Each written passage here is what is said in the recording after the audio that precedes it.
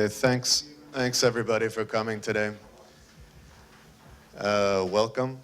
This is basically day two of what has been a two-day event, pretty much reviewing the work of 16 months within the Design Research Laboratory.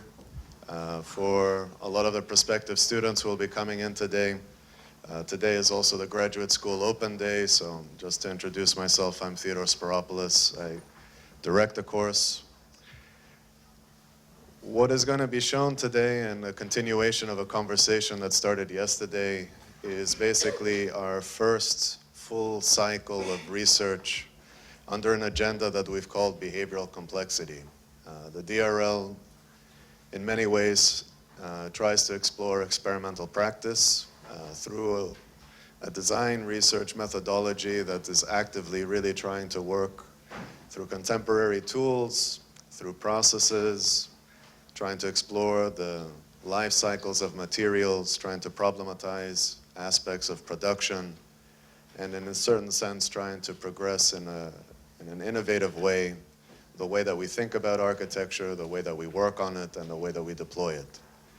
To do that, we organize the course over 3 or 4 year research umbrella agendas, speculative questions that are really challenges to open up possibilities and potential about what architecture could be.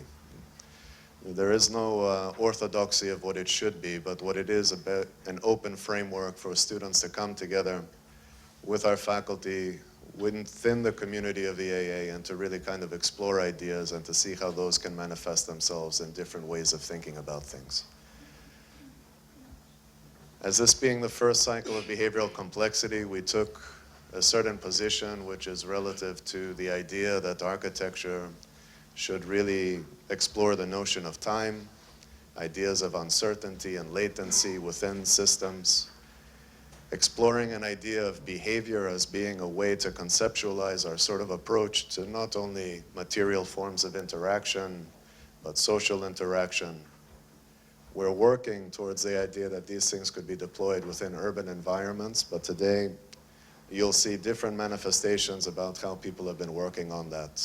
They are grouped under 4 studios that are collaboratively working together with our tutors, with our consultants, to kind of explore that, from engineering disciplines, from architecture disciplines, from computer science disciplines. We have a very kind of active engagement in practice and how to sort of operate within that.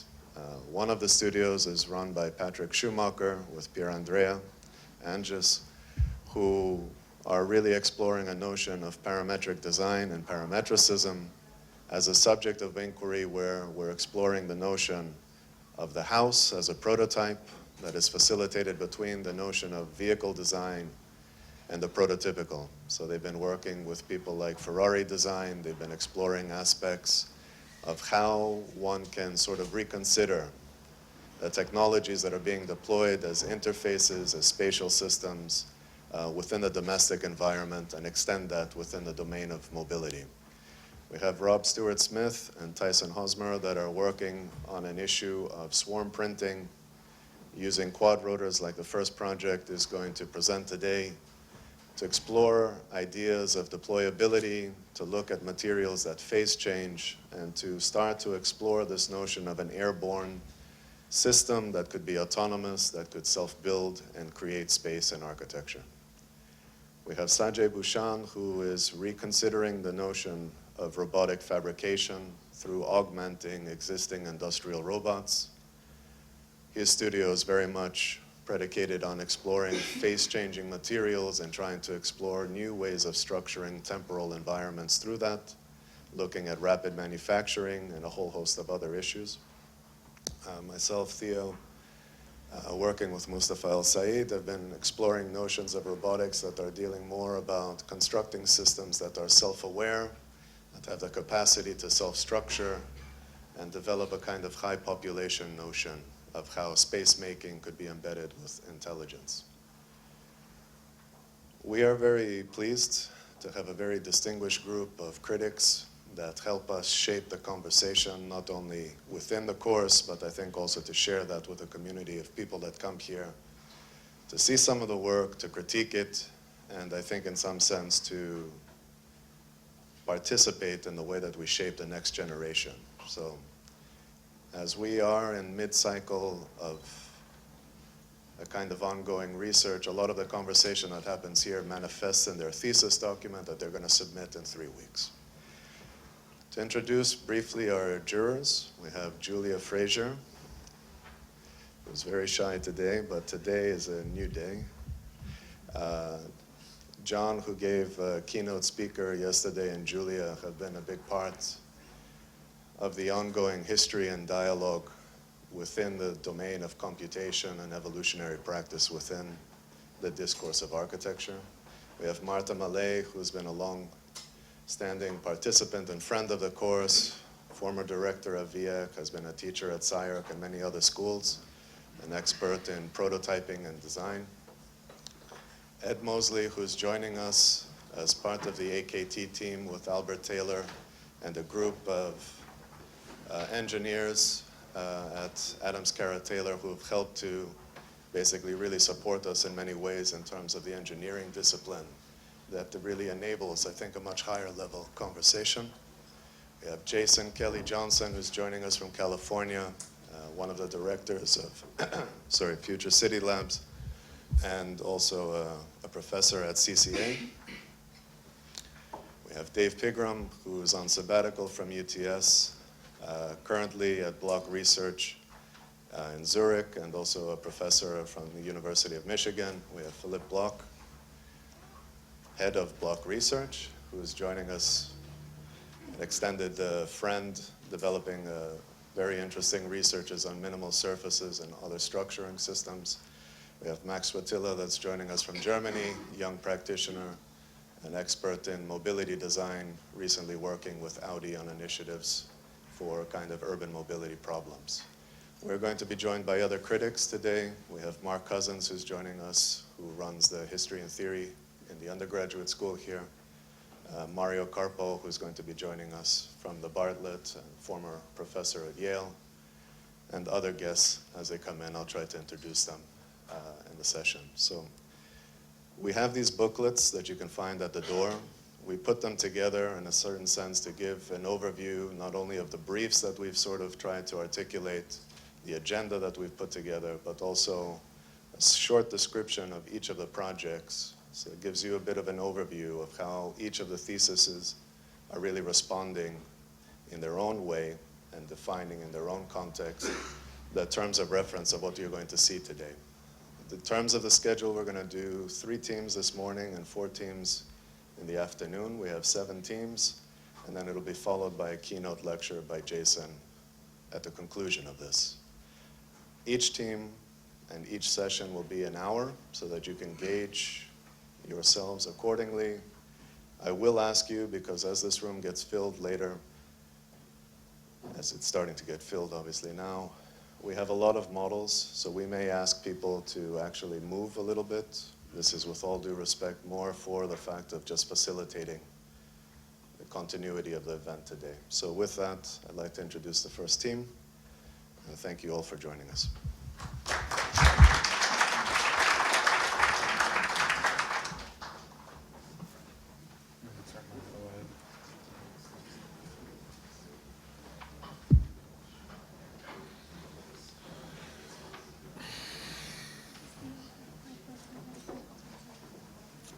Good morning, everybody. We're Team Void from Studio Robert Stewart Smith. This is Maria, Alejandra, Karma, and I'm Mel. And we're working on a project called The Thread. We'd like to start off with this quote saying, "The symbiosis of architecture and technology should prevail, engendered by honesty and integrity. The task will not be easy." Architecture has always speculated about the use of evolving technologies as a drive, as an enabling agent for design, and consequently construction. Just like the Greeks used the crane to evolve their buildings into big temples, and just like Otis claims to have changed the horizon of cities with his elevator, technology has always influenced the design in a linear manner, where design influenced structure, construction, and the final outcome.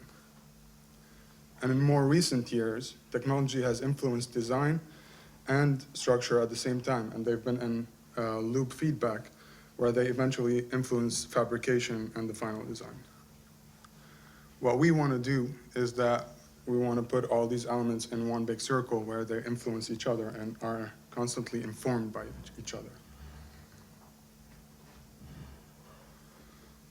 In that sense, our studio agenda and our program agenda our emerging fabrication technologies are paving the way for a new architectural dimension, one where design, structure, technology, materiality, and fabrication could be operating under one system based on communication and feedback between these nodes. We tried to work on this sentence the entire year, saying design and fabrication system produced and constantly informed by a swarm of semi-autonomous airborne units using relevant material. So basically we took every term of this sentence and we tried to work on it separately to achieve our project. Our research was guided by the flight opportunities, the outcome directly dependent on what we could achieve with the drones. So basically what we're saying is that everything we did in this project was directly related to the flight. What we can do with a drone is what we can achieve. We started our material research looking for a material that could be compatible with the quad. We are looking for a material that is lightweight, cost-effective, and it doesn't require a high precision. We tried pasts and polymers that could be easily stored, but we couldn't grow it in height due to its viscosity. We also tried phase-changing materials such as silicone and foam. In the case of the silicone, we couldn't grow because the layers were melted, and with the foam, we didn't control the expansion of it. We also tried plastic. We had better results, but when we were going to attach all the hardware to the drums, we realized that it was very heavy. So with this material research, we arrived to the conclusion that quadcopters can carry very minimum weight. They are not going to be precise. We don't want an initial input geometry. We want a real-time generative design. We want to avoid a layering system, and we want to avoid phase-changing materials that are going to add complexity. So with all this, we work with threads because they allowed the freedom of the flight that we need. For that, we started working with a very small drone called Crazy Fly, which has quite a few pros and cons, but the major one is the payload. It couldn't carry a lot. So these are just a few initial trials with the drones. As you can see, we have no idea what we're doing here. We just try to fly it with the computer, and we're happy about that. And then we started just scripting little behaviors just as a straight line and see how we can control that. So just using basic controls like pitch and roll. We also try to implement filters and stability controllers just to see how the drone could recover. Maybe we can add more control over the drones. And then we started doing a little bit more like complex shapes, like a spiral or a circle. And we try to, for example, control the diameter of the circle. Just very basic stuff.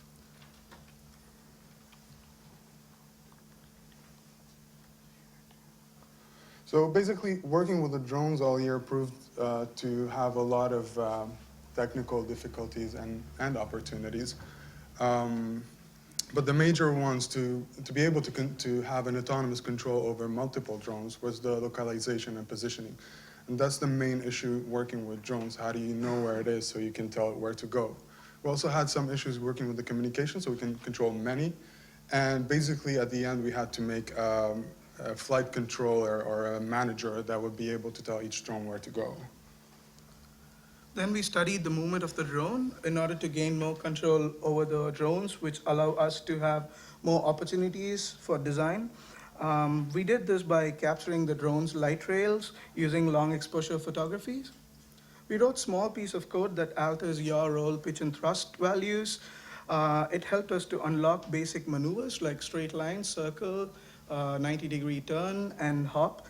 The legends in the diagram explains the parameters that has to be considered to perform a maneuver. Then by repeating and combining these basic maneuvers, we discovered two-dimensional shapes like square, circle, and then we altered one of the parameters in the two-dimensional shapes to get three-dimensional forms. In this example, we altered thrust to get spiral, and then in this, we altered pitch to get sine waves. And by combining this, we unlocked certain maneuvers which could perform certain actions like S for weave, 8 to loop, and alpha to knot, multiple circles to tie. And then we worked with two drones simultaneously to interlock between each other and follow them. We developed a thread catalog in order to understand the basic maneuvers of the threads. And we have the simple maneuvers that were crossing, pulling, up, passing through. Combining these maneuvers, we try to achieve spaces. And our focus was to define a space with the minimum amount of threads. In this simulation,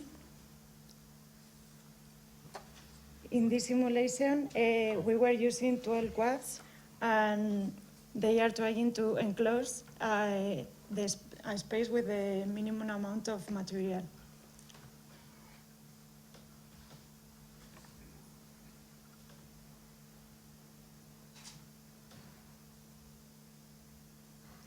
We develop our own sequence in order to enclose a space, and we develop several steps going from structure to structure, creating a star shape, then tensioning the whole structure, pulling from the thread to the structure, and then we triangulate the place until we cannot pass through with the quad, so we need to leave the material from the outside. We created several materials with this technique.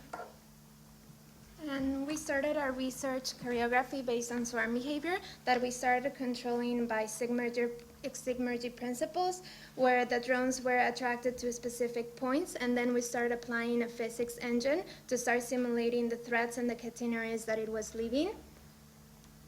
And then we also started looking at some Maya animations where we would start looking at more complex maneuvers, such as braiding, interlocking, looping, and knotting, and with also a physics engine from Maya. And then we started looking at an anchoring logic that it will span from point A to point B. This will be a first generation pass, and as the second generation goes through, it's linking the first generation and so on, and then it's a post-tensioning.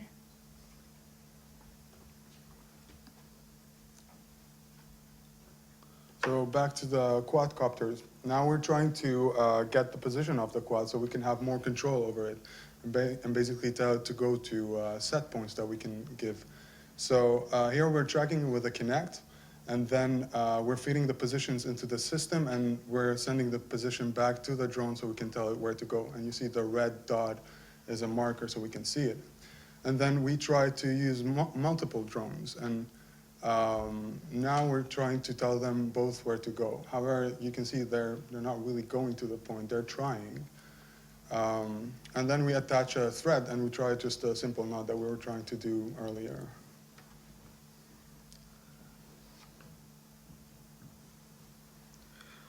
With the position tracking, we tested the simulations physically. We tried to interlock two drones and pull them to understand the quad's behavior with the material and the material reaction when it's being pulled. In here, the top one shows the simulation and the bottom one is the physical test.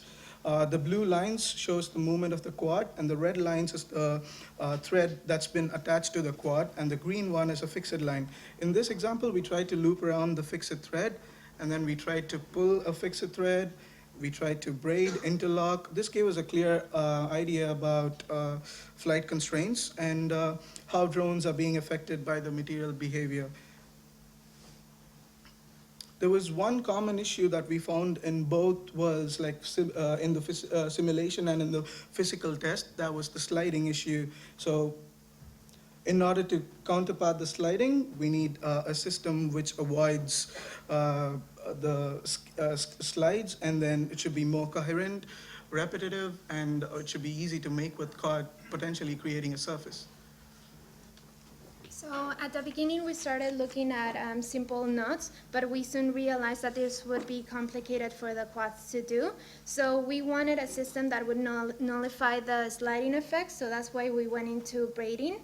And just as we create our previous alphabet with our previous models, we also started looking at a braiding alphabet, where we started simple with a simple braid, and then how we can modify it by changing its anchoring positions, and as well two braids that could be integrated by having bifurcations, and two braids converging into one. And then we kept, these are time-lapse images that show how we are combining these processes of pulling and bifurcation to create our words and sentences. And finally, the braiding effect really allows us to integrate a full system and to create space. So our proposed system starts from like anchor points, and then the quads would start braiding and create an integral system that will appear as a catenary model that will get post-tension. And then in a second pass, the quads can start pulling so that we can start opening these spaces, and then finally creating a skin enclosure. So the first thing that we did with the code is starting looking at a rotation with 3 agents around each other, and to create a braid that will be later post-tensioned.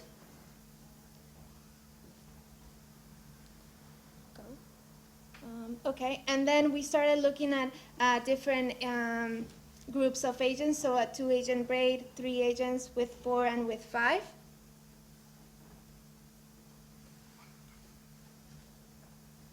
And then we also start thinking how we can like work with 2 different groups. So they will like interact with one another in this rotational force, and then the leader of each group would sense one another, and when they are in close proximity, they will do a bifurcation. So in this catalog, we show different groups of quads and the different type of bifurcations that we can have just based on these local interactions. So a single braid bifurcation, double, combined one, and a single hook. And these are spaces where later quads can go around and start pulling. So here we also wanted to show bundling. The bundling requires the quads to also be aware of the existing thread, so they will go around it, and this will create like a very thick braid. Next one. And here we just wanted to show how, based on local rules, we can, just by the bifurcation and the bundling, we can create a whole different catalog of behaviors.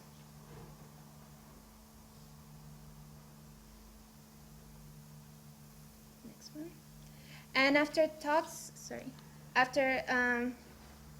quick talks with AKT, we were advised to have a thicker section of braids in the upper portion with what was mostly in tension, and also to treat the bifurcations as a bracing system where we would densify them, especially in the middle.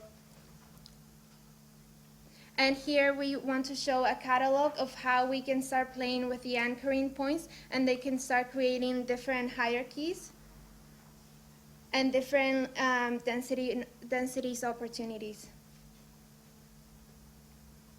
As well, we started looking at our post-tensioning system. So here's a quick example of how they would construct a tubular shape, and then the system would get post-tensioned. We also contemplated the idea of controlling each thread manually, especially if we had different shapes. So with the GUI, we would start controlling what thread we want to pull, and then started pulling them individually. And finally, we are also looking at different pulling. So here we show 3 different versions of how a different quad can go and braid around an existing braid. And here we're showing different typologies of our initial explorations of putting more densities of quads in the simulation and what type of geometries we were getting. We were exploring first 3 different planes and trying to converge 2 tubes into one major space. And at the end, the agents, when they are close to the final anchoring point, they will start pulling, but the post-tension would be done afterwards by our anchoring system. And finally here we are exploring again even more density of quads and even modifying more the anchoring points so that we can get different results. And just as the bifurcations in the smaller scale also help for future pulling, in these larger scales we're actually introducing a smaller hooks on the sides where next generations can actually start integrating into the system and making larger spaces. So from the preliminary tubular structure, by altering the anchor points and pulling it from different direction, we try to deform the tube and explore the spatial possibilities within them. By pulling it different directions, we not only open up spaces, but we also increase the structural stability of the system by counteracting with the forces and tensioning them procedurally. So we made a catalog of models and analyzed them structurally to understand the logics of tensioning. So back to the drones. Now we're using bigger drones, which is the Parrot. The Parrot has more sensors on it, so it's a bit more stable than the other one. We tried to adapt the same system that we used on the other quad, but now we had to integrate a more diverse system here. It's trying to go to the set points, and now we're feeding set points live as we go. And so in this situation now, we're using a robot operating system, which is ROS. That's able to take all the information from the drone, which are the sensor information and camera information, and then feed it back into our computer, along with the camera vision that's on the top. And you can see it here, it's trying to go to the set points. We also tried another system now, which is also computer vision, but this one is way more developed. We're using IR cameras here that we had for a week. We tested our system on it. As you can see, the position feeding from the cameras is way better and way faster. So the drone is way more stable, and also it's more precise. And you can see it going to the set points way more precisely. Now here we're working with 2 drones, and we're not giving them set points at this point. We're just trying to run a script like we were running scripts before on the Crazy Fly, just to see if we can do that loop that we were talking about. Yeah, we tried it a couple of times. But basically, we still had problems. We were still not at the point where we feel like we're really comfortable with it, because the positioning systems, they were limited. The Kinect or the cameras were very limited in angle, so we could only see so much in the top plan. And the IR tracking was unavailable. We only had it for a week. But both systems, anyway, they were confined to indoors. And we wanted something that would eventually work outdoors. So now we had a new challenge, is to find the new localizing system. And we wanted to implement multiple drones. So now we really needed the manager node to control all these drones.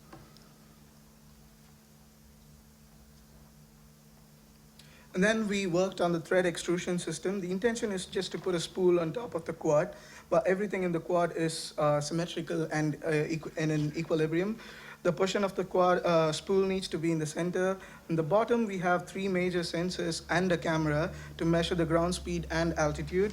On the top, we got 150 millimeter dia, so we decided to go on the top. We began by developing 4 major mechanisms: free spin, the regulated spin, which works like a click wheel, and then the reverse pull, which works like the measuring tape, and a reverse lock, which doesn't let the thread extrusion goes back. Out of that, the free spin was the most effective one, so we continued with, because it required only 18 grams for us to pull the thread, and we started developing several iterations in order to shed the weight. We started with 210 grams, and we got down to 30 grams in the end. Then we also added an extended arm in order to keep the thread away from the propellers, and which could spin independently, which led the quad to face and move any direction and maintain the thread extrusion direction from the anchor points. We also optimized the arm based on the center of gravity and equilibrium. There was one common issue that we saw in all the prototypes. The drone started tethering. This tethering effect is because of the position of the spool. The quad usually pitches down to move forward, and the spool is on the top, which when it moves forward, it shifts the center of gravity. And the onboard stabilizer in the quad count is to maintain the center of gravity, which this created the tethering effect. So we moved the spool to the bottom, but in the bottom we had sensors and the corner, so we need to sneak the spool in between the sensors. And then we developed a braking mechanism. Initially, we tried to control them electronically, but this brought in more complex issues in unifying all the programs together, because by this time we were already running 3 programs per drone, one for localization, computer vision, and to input the position. And we ran another overall program to unify all them. So when we started adding the mechanism electronically, which would add in one more program, and unifying became much more complex. So we started looking at the mechanical aspects. So we created a gear that clicks after every revolution. So the spool pauses at a point, and then it tensions meanwhile, and then continues. We studied different frames for the anchoring points, such as hooks, string frames, and external structures. After some research, we decided to go for hooks that have incorporated a post-tensioning system. This way, the quad just needs to leave the thread on the mechanism, and the mechanism will do the tensioning. The anchoring points need to be big enough for the quad to leave the thread, and they need to be separated from the wall in order not to crash. So finally, we decided to go with a system called PTAM for localization, which is a SLAM system that it's using monocular vision. Basically what it does, it picks up points from a static environment, and then it localizes the objects that's moving around these points depending on these points. And here this is a point cloud from our studio space, and you can see the red little rectangle is the position of the object. So here you can see the SLAM vision in action. It initializes, picks out the point, and then returns the position of the object. And here Maria is the other drone. She's moving around with a thread and trying to do loops, vertical loops with the drone. And then after we did that, and here you can see the virtual representation. That's real time. And here Maria's trying to do a horizontal loop with the drone. And basically, the big difference in this system is that we're feeding the positions. The drone is feeding itself the position. So basically, the localization is coming from the drone, and it's not external, which is really good because basically, technically, it could work anywhere. So PTAM allowed us to use multiple drones, connect nodes to the manager. And here we started using more than one drone and testing the SLAM system. As you can see, they're kind of wobbly, but that's because the video is really fast. When you see it in slow motion, well, not slow motion, real time, it's less wobbly. But anyway, where is it? Let me first work on. There you go. Where's the ones? Okay, so a lot of braiding, we tested this a lot, and then we tested pulling, and then we tested going to the anchoring points with them and testing the anchoring points. And then we tried testing it with 3 quads. And we had some problems because they affected, oh, by the way, we named them Tina, Amber, and Ken. And then we started trying to do the loops. Here is the beginning of the trials with the manager. So the manager is a traffic manager. It tells one drone to wait for the other, and then it tells the other drone to go. So that's why they're hovering and they're waiting. It's basically because of the manager. The points in common between the simulation, the physical models that we are going to see, and the installation are the aim of a suspended structure with a clear directionality. It will be post-tensioned, and it is an integral design through bifurcations.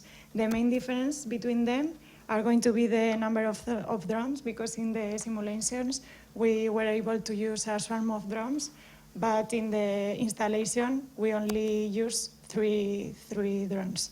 But we also achieve the integrated design through bifurcations. I'm going to briefly explain how we did the final models. It was supposed to be with 6 drones, so they started in 3 clusters, bifurcating between them and exchanging agents until they arrived to the final plane, and they tension the first pass. We keep doing that until we have a complete tension skeleton, and then we bundle around them in order to add more tension and add enclosure.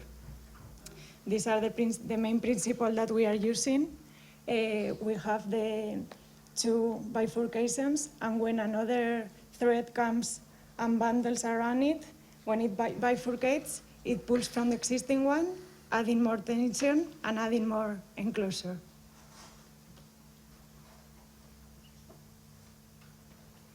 Here we have some spaces.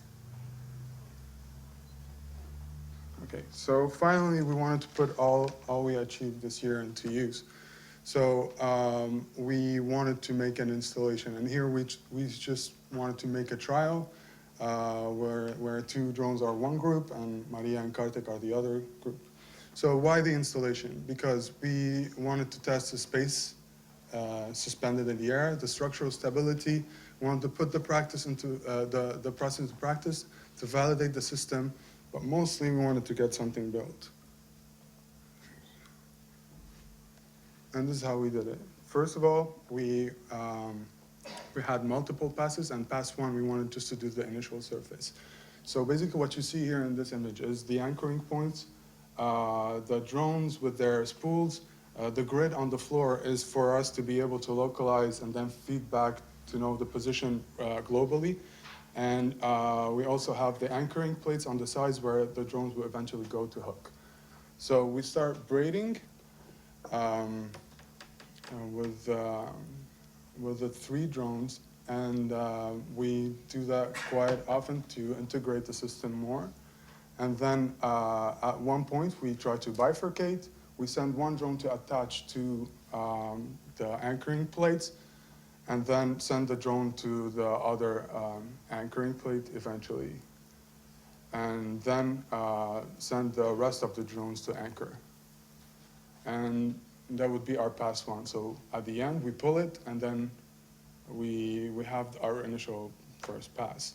We project a line to the floor so we know where the threads are in our zone, and then we know what zone to work on now. So we want to extend this first few lines into a surface, and this is the zone we want to stay in, and this is what we feed to the computer so we know where the drones are. And then we start braiding again, bifurcate, but this time we attach to the lines that we already constructed. And then, so once the drone is attached, it goes back to its group and start braiding again. And once they're done braiding, one of them attaches before the other, the rest start braiding again, and then they will also go attach. And if we pull that again, we have our initial surface. And then we have pass 3. At pass 3, we wanted to start turning this into a volume. So we want to work on the upper layer now. So obviously we need to keep the quad elevated. So this is the part that we want to work on. And then again, they start braiding.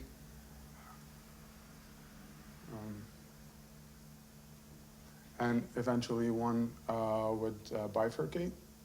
So it will attach to the anchoring plate, bifurcate again, and then go back home. And then we pull, and we started to get our volume. We wanted to pull our volume a little bit more to the top. Also wanted to do it with drones, so attached an anchoring point. This is a live view from the drones. This is how they initialize. This is why we have void and points on the wall, so we can track the position of the drone. So these points return the position for the drone. So again, for the fourth and final pass, we wanted to do that on the bottom layer. Here it's bifurcating and attaching to the initial structure. We wanted to increase a little bit the attach, like we wanted to make it a little bit more integral for the final pass.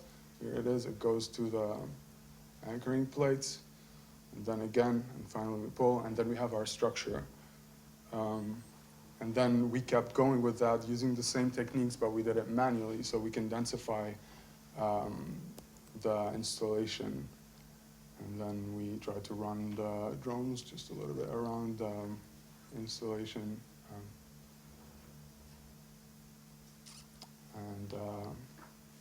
Finally, this is what we got. It's in the room here in the front, so we would like you to see it if you can. If you can.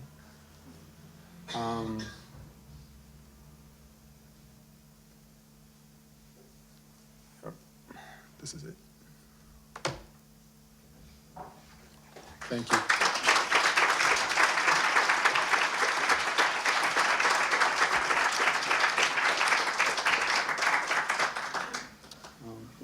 I want to say thank you to Ashwin, Susan, Sada, Jonathan, Danny, Karim, and Dosh, and our parents, and Nick, and Gonzalo, and Tatiana.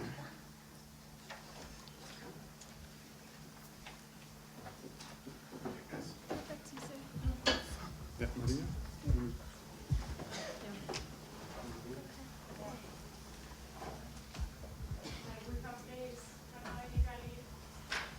How we have been going through the material.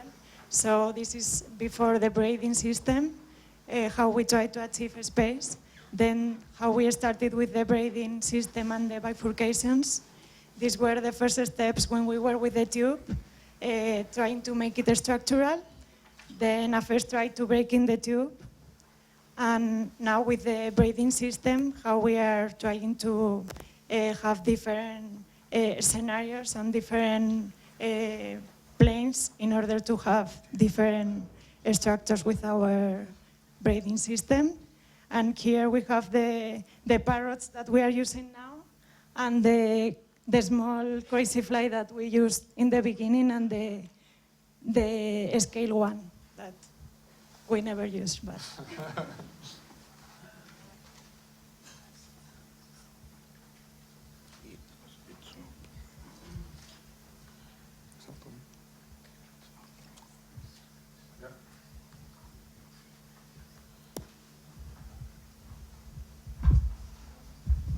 So I did witness your presentation. Sorry I was late, but no, I just want to start with I mean, it's fantastic and mind-blowing, and there's so much projects into the future. And when Rob introduced that topic, I thought, oh my God, and this is so far out there and away from anything which could become tangible. But you made it, and all the teams made it. So I really congratulate you. And so I always have to remind myself why it's great to be here, where others have more ability to suspend disbelief. But I want to just make a peripheral comment, hooking back to what John Fraser was talking about yesterday in terms of how the new paradigm is changing everything about our thinking in architecture, or theories, or understanding, and also our comprehension and perception of the world in which architecture intervenes. And the 2 points I found interesting in reflecting is, One was the moment where you were talking about all the programs you had to run to make the drone intelligent, and the complexity which kind of explodes at some point. And then you realized that you could have actually a mechanical feedback mechanism, a kind of little mechanical computer which could do the same work what the program is doing. And for me that's very interesting, because that means we can start to think now about a lot of the things we're used to in everyday life as little computers. There's a kind of equifinality and even equivalence of principle. Same happened already when we now talking about material computing and as something which we know in terms of the physics engines and parallel material models. I think that's very, very nice and something we should kind of look for and search for and work on. And the second one for me, the moment when you introduce this kind of machine vision and the subjectivity of the drone and what he perceives and filters and what his world represents for him. And I think that's something we also need to reflect in terms of the users and participants in the social process. What are we actually perceiving? What are we picking out? What are we responding to?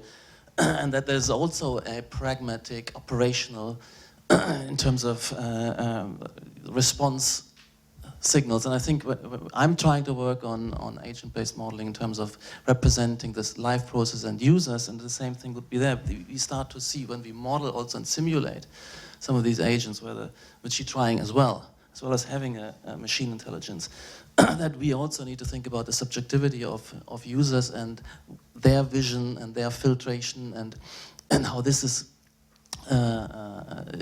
changing the thinking of the everyday, again, here, very, very important in architecture. So these are just two peripheral insights I think we can garner where this world of practical engagement, intervening and creating new technological solution really redirects our thinking with respect to everything which we have been encountering and working with in architecture.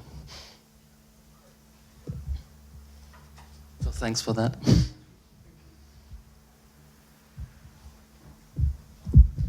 I thought it was an exceptional presentation. I think it was great to see the progression that you went through and all the problems that you encountered and how you overcame them. One of the things that I thought was great, but unfortunately got lost a little bit, was the alphabet that you set up for the different maneuvers.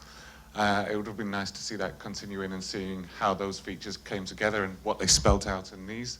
But I think that's just a small piece that was could perhaps be carried through and give more logic and language to further developments and further applications. But it's very interesting work, well done.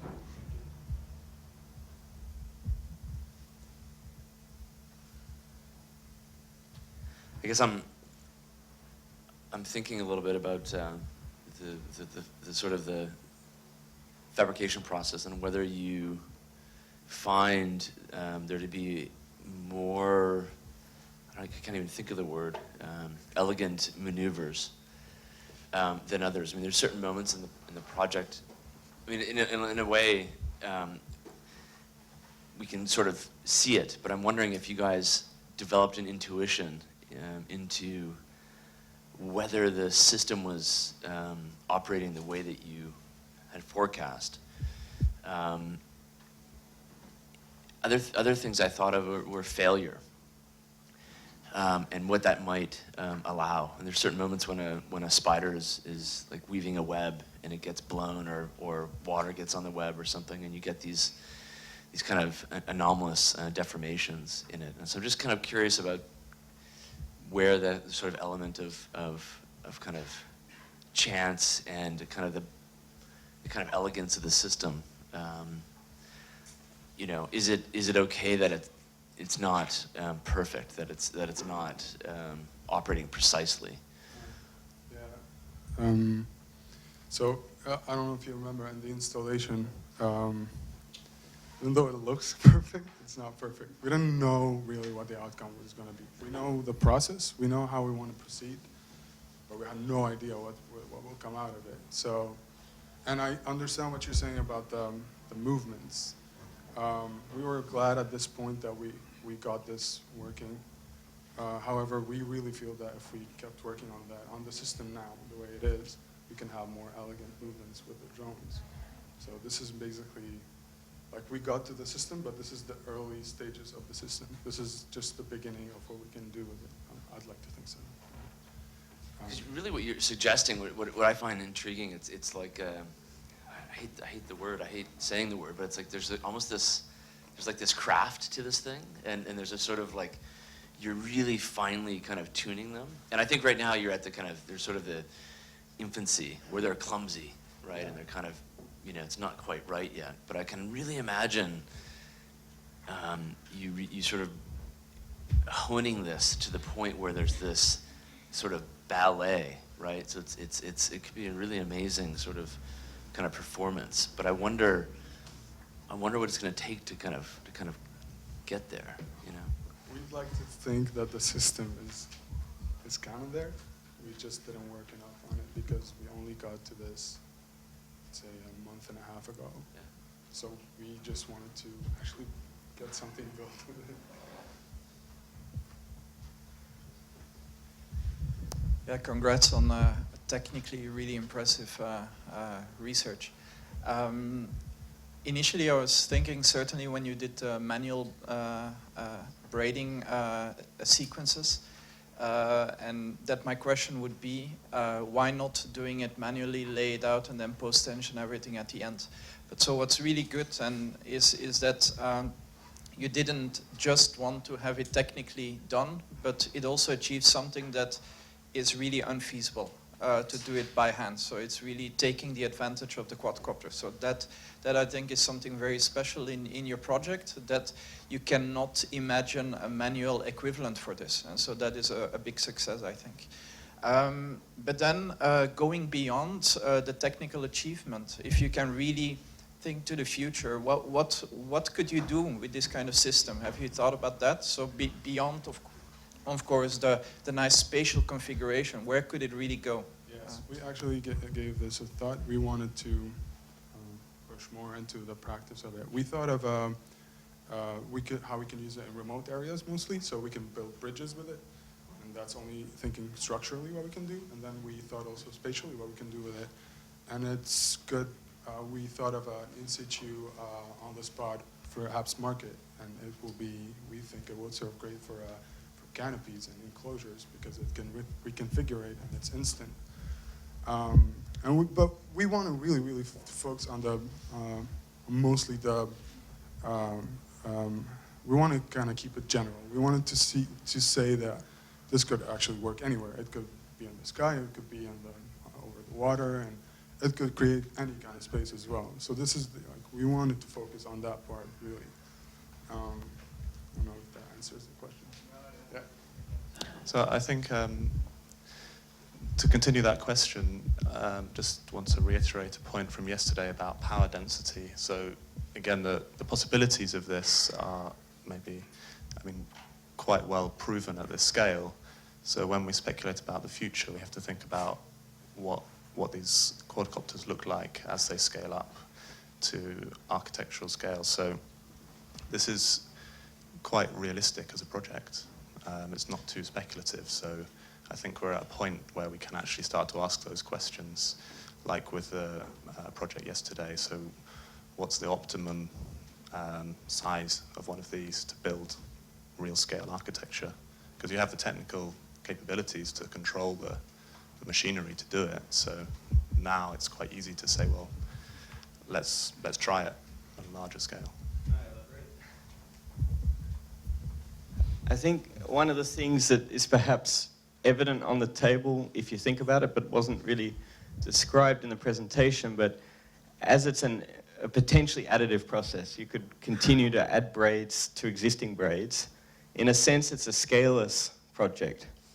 And tension being something that one can constantly add to, both in length and in thickness, then I could imagine that their argument for, say, architectural scales could be that it could be a scaleless proposal, one that could bridge between the scale of a space, the scale of a building, perhaps larger. If I think of things like Brooklyn Bridge, there's a whole bundle of steel cables there that operate as one thick cable. So we could start to consider potentially an infinite scale of architecture, kind of at the scale of Super Studio or down to the scale of something like Saraceno. As a, so these things operating together perhaps. Obviously the actual material would have to change and the scale of the quadcopter, but the idea that it potentially offers for something a lot more open-ended and adaptive than we tend to think of it in construction, I think is something interesting. And one other opening there is, although you could potentially imagine it being a fully autonomous process, I also thought it was interesting that there was a very strategic and I think mature decision by the team to understand the limitations of the technology they were developing, even though they pushed it incredibly far technically. They were very strategic about what the role they played in the construction was, and the fact that post-tensioning was something they could easily contribute. It was low-tech, it didn't need the robotics, and at the same time, as Philippe mentioned, because they were weaving in three-dimensional space, they could not have woven or braided the same thing on the ground or anything like that. So there's really an in-situ fabrication being argued for, and one that's potentially scaleless or infinite in scale. Just one more point. The third point for me was kind of epiphany and a sense of awe is the computational simulations, and that what that brings home. I mean, super sophisticated, and that always touches me as an incredible sense of beauty. Because when you look at these simulations and the way they not only braid and generate geometry, the kind of readjustment all the way back through the whole network is a striking fact of what you've achieved there. And that's what we're always looking for, that kind of everything with various degrees is responsive, and this re-equilibration of the whole network is very, very powerful and goes beyond just this particular model. Is something which you made a more generalizable model of such a network and re-equilibration complexity. And I think what I find interesting is also here that, in this particular technique is that there is an enormous amount of tolerance in terms of the actual braiding. It's generating a topology, 3D topology, but all the wind and even you can have meters of tolerances when you go out there creating these loops. Particularly if you have the simulation power, that all the tension network and friction elements can be semi-predicted, and yet. But you build in, of course, that material computation, and in the later post-tensioning, this things comes together. I think that's also a very interesting aspect of here, which makes this particular application of the quadcopters very intelligent. Another thought, I mean, in terms of what we're looking at, and it's more a question for you, is you know, you didn't, in a way, maybe even have an opportunity to kind of question the technology. It's really impressive that you've kind of modified these and hacked them.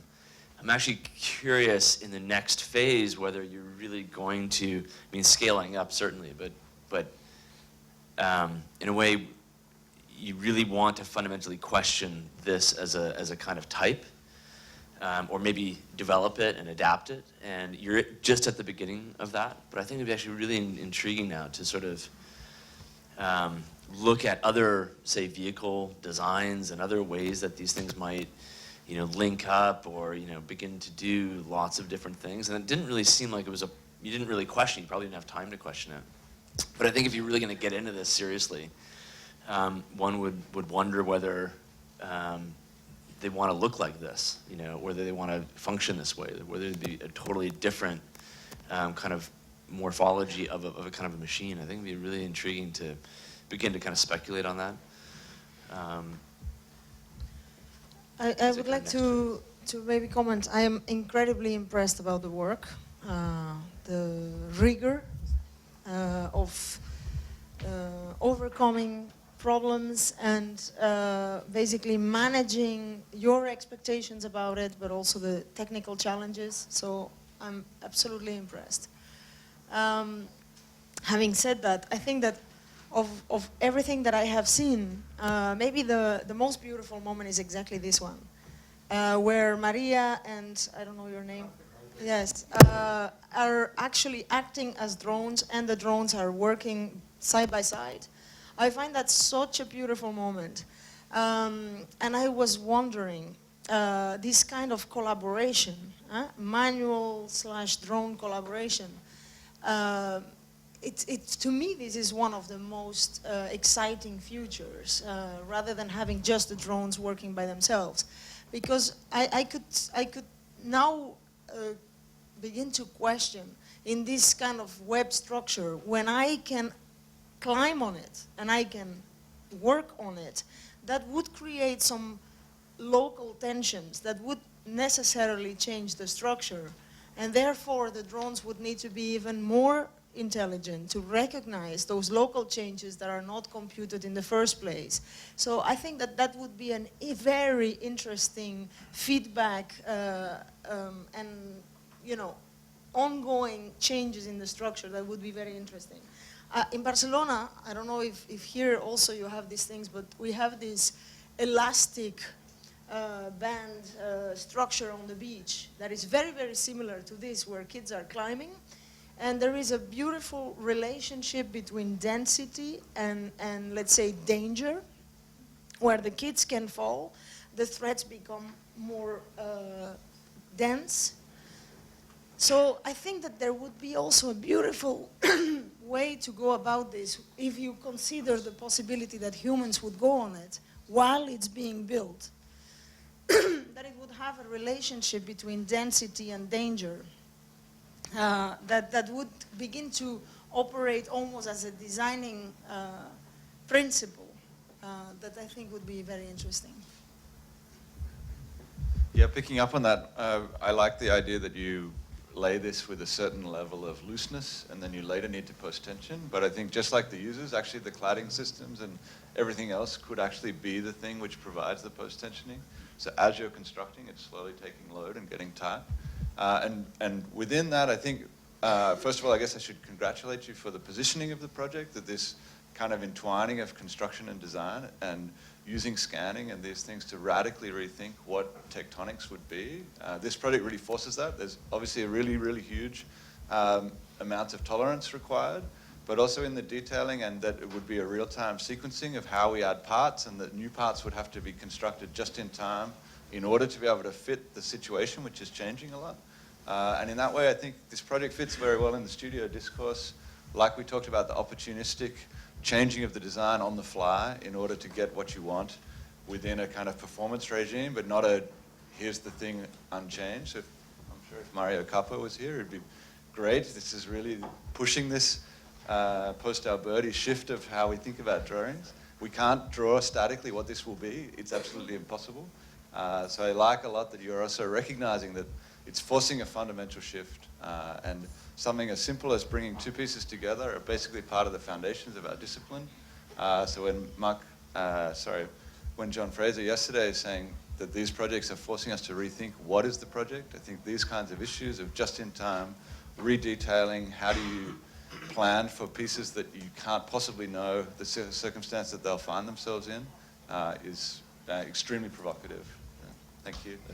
I think it's important, I guess, on one hand, for me anyway, the part that I appreciate the most is, I think, the fact that you weren't necessarily seduced by simulation, and that desire, I think, very much to demonstrate, like, there's one image of the project which bothers me, which is that one rendering that you showed of a dude kind of just hanging out in there. Because I think that there is this tendency of trying to leap a little bit too fast into a future, which, to be honest with you, is not necessary at the moment. I really like the fact that your sensitivity to thread, to the spooling, your contribution to the studio from the perspective of the machine learning and the real time of the three projects, your contribution, I think, extends in many ways, because you really actually looked at the systemic aspects of actually seeing the system. The threads at the end of the day are, for me, actually the real simulation. I mean, they are a physical manifestation of the behaviors of those quadrooters. And the fact that, I agree with Marta, that there is a sensitivity of actually this kind of co-authorship, which I think is also really powerful. It doesn't necessarily mean, I think, a form of craft that people and quadrotors literally have to build stuff. But I do think it's a sensibility that is starting to be articulated in your work, because I think that there is a desire to see this more than actually what we see on the table, right? Saraceno could make things that look like this, but the process, the thinking, and all of that kind of stuff is radically different. So I think the real value, and what I would try to really start to think about, is that same sensitivity to, let's say, the hooking point. The same sensitivity for you to understand, like, when the questions about choreography are.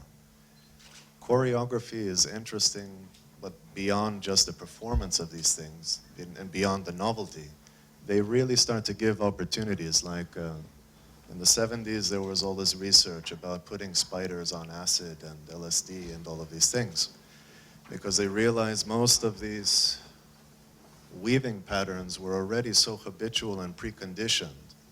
And that's why they created all of these kind of 2D patterns. And your quadrotors actually have a similar sensibility when you do it, and then you pull it into a 3D configuration, which is interesting. But if the quadrotor started to exhibit different behaviors, if they would start to change their sort of rhythmic patterning, so braiding is one way, what would be some of the other features, and when would you introduce them? I think that sensitivity starts, I think, then to open this thing up. I think that there's a tendency of saying that things can scale up, and I think that's the danger in this kind of work, because weight for you guys was such an important thing as well, right? And I really like the fact that you were the only team that really took flight control, literally from the hardware side on board, from Crazy Flight to drones to the super payload guys. And at the end of the day, actually being able to lift more didn't necessarily create more complexity or more maneuverability. Sometimes it actually locked the system because of the size. And so I think you just should make the clarity of the objective to really talk about this world that you're showing on the screen. Like, for me, that is a project. And the visualization of this, I think, offers a lot to be desired in many, many different ways, but I would just continue to be just super rigorous and restrained. Like, if you didn't do that installation, this is a very different project, right? We would be talking about, well, you did a lot of manual models, but you couldn't demonstrate it. And I think for us going forward, this is all about an active demonstration. You show it, you give witness to it, it becomes legible. And not only does it become legible, then it becomes shared. It becomes distributed, it has influence between studios, between generations. And I think that that's the bigger objective that I think between the four of us and with our colleagues, we're trying to do. And that's why I'm saying that that last image should be completely eradicated from your project. I know you would, but you know why I'm saying that. We all have the desire to sort of throw people in it, but at the same time, that's not really what we're trying to do. Okay, thanks. Of course you can. Yeah, right. I think I'd like to add that this is one of the most exciting schemes in terms of project which we've been involved in, because I think you guys really understood the issue of scale, because the whole idea of creating a netted structure, a weaved structure, there's always been this dilemma between what is considered a net structure, both a rigid and either a rigid, semi-rigid, or flexible net structure.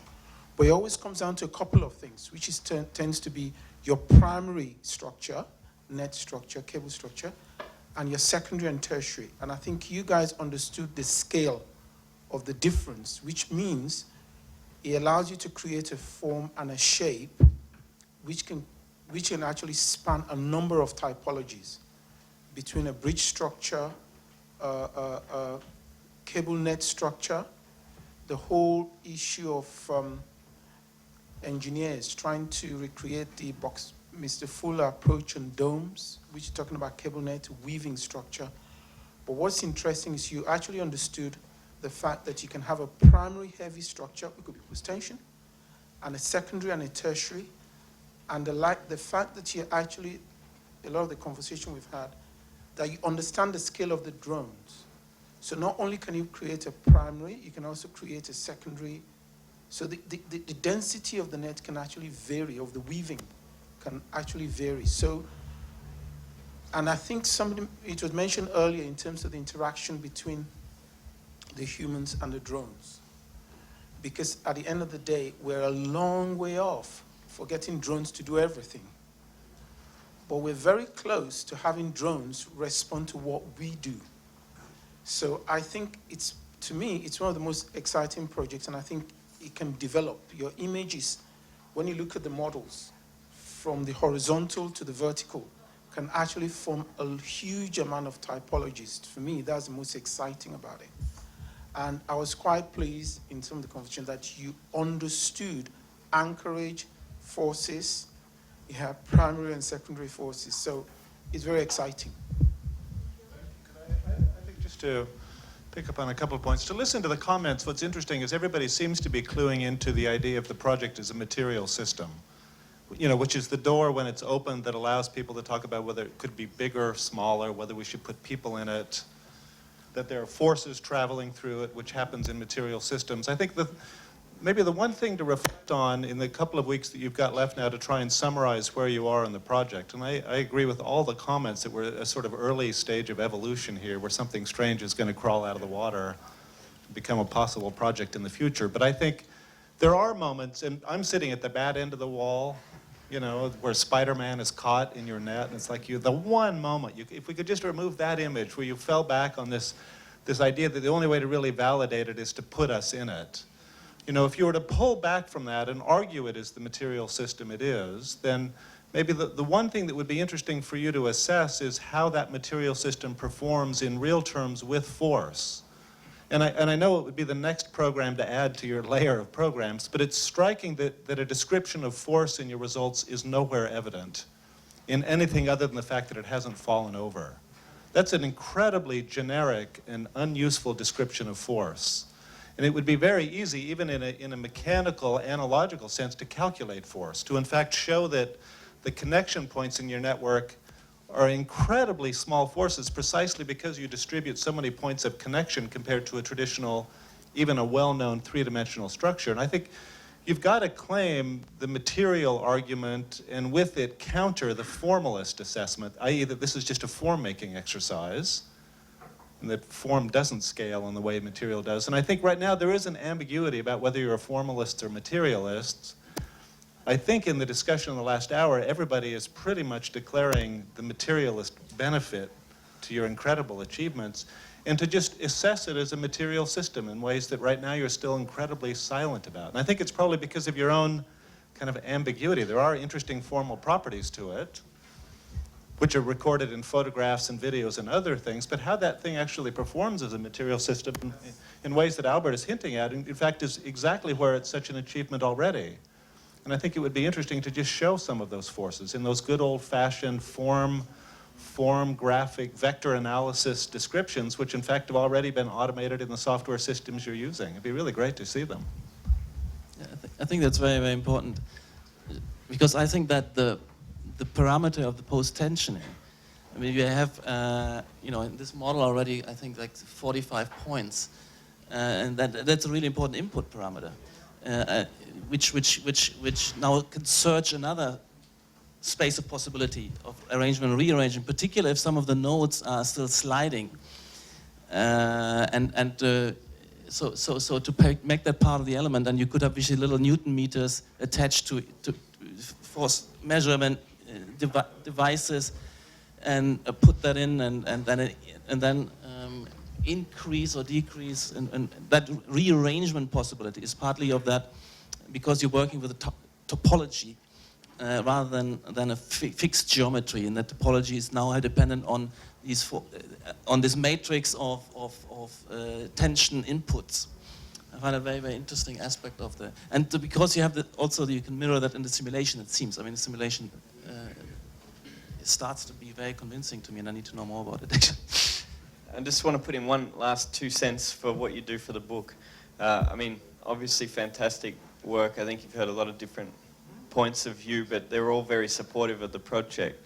And I would say the thing that I think could, like in terms of not trying to overstep where we are at, I still think it would be very important to try to situate the fact that construction is situated, that it's real time in situ.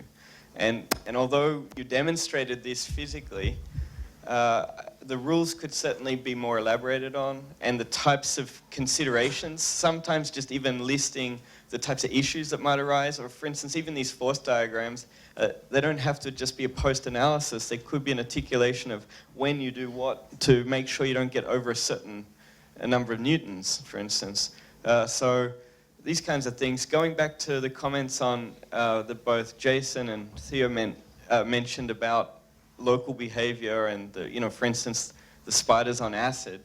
I mean, it's a very interesting point, but I would say that at the moment it was almost a little bit like the spider on acid in the sense that everything going on was relative to the programming and sensing of the drone, but there wasn't much going on in terms of the drone reacting to the space. And actually, even a normal spider web actually has idiosyncrasies and local discontinuities because of the way it must negotiate its space.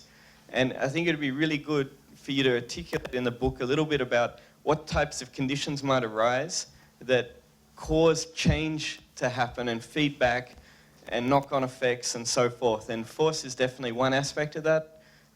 Constraints such as length, I mean, it's really back to a lot of the material things. And then how the drones are actually responding to that. You did articulate that the drones are making connections based on proximity. It is a local sensing. But at the moment, I think it certainly could do with a little bit of elaboration in the way you position the book. But well done.